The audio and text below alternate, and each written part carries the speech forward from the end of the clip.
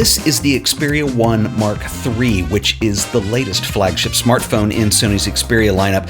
I've been a big fan of these phones over the last few versions, and while I think that Sony has offered something very unique, well, let's just say it was a little bit underpowered in a few areas. Well, not anymore. So there are some really nice additions to this phone from a hardware perspective that make it competitive with the best phones on the market. Sony were gracious enough to let me use this phone for a short amount of time, and so while it's not really a full review, think of it as a hands-on first look. I'm really impressed, but I will follow up this video with a full review when I've had some more time with the phone. I think you're really going to like this though. Let's start with the specs. So the Xperia 1 Mark III is built around a Snapdragon 888 5G chipset. It's compatible obviously with 5G, but also Wi-Fi 6, so you're going to get better speeds and lower latency.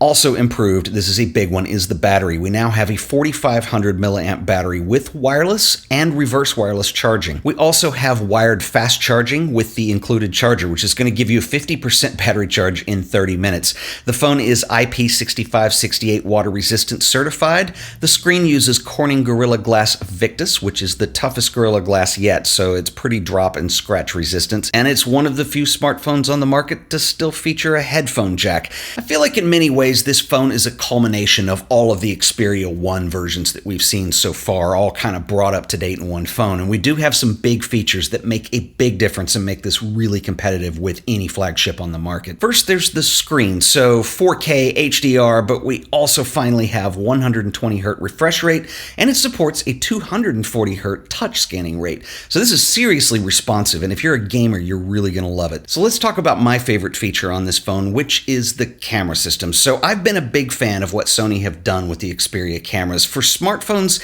it's the camera that for a photographer like me, if you want to have a fine amount of control over your images, it's the smartphone camera that actually acts like a real camera. Xperia 1 III uses 3 lenses that give you 4 different camera options. So we've got the ultra wide, which is a 16mm focal length equivalent, the standard wide 24mm, and now the first ever variable telephoto lens. This is a periscope lens, so it sits sideways inside the phone body, and the lens has an optically adjusting focal length. So it gives you 2 options here. So there's an equivalent of a 70mm f2.3 and a 105mm f2.8. And if that wasn't impressive enough to design, the variable telephoto lens also uses a dual phase detection sensor, which gives you an impressively fast and accurate autofocus capability. Like the previous version, the camera also uses the ITOF, or eye time of flight sensor, to measure distance. So when you combine these, you've got one of the most impressive camera module systems for autofocus that I've seen. We still have the real-time tracking brought over from the previous Xperia 1. We also have real-time IAF for humans and animals.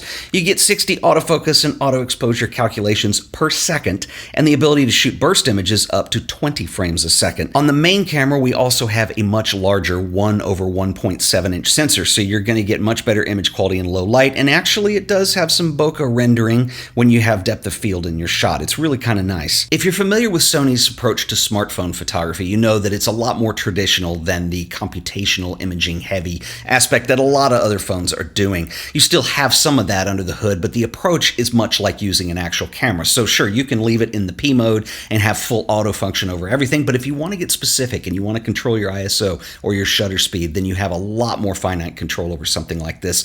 And a lot of that has to do with the fact that this is co-designed with the Alpha team, so having an incredible camera doesn't hurt, and a lot of that technology has made its way into the phone. I have noticed with the image quality that the low light performance is absolutely outstanding. There's a noticeable improvement here. I also really like the 2 telephoto lenses with that variable optical design. I think that 105 is an excellent focal length for things like portraits. It's not too long, it's also not too short. It's optical quality, it's not a digital zoom, and I think they've done an outstanding job with this. This phone is really fast. It's extremely responsive, and I think speed is the name of the game because we have some incredible hardware upgrades that make things possible. So if you want a slick phone that is super responsive, this is definitely the way to go. If you already have one of the Xperia 1 phones and you're wondering whether or not this is worth the upgrade, I think that it probably is in a couple areas. I mentioned low light performance, so if you shoot a lot of low light photography, this is going to be something that you probably would appreciate in this phone. I think the other thing is the telephoto lenses. They really are that good, and they are a marked improvement over the portrait focal length that we had in the previous versions.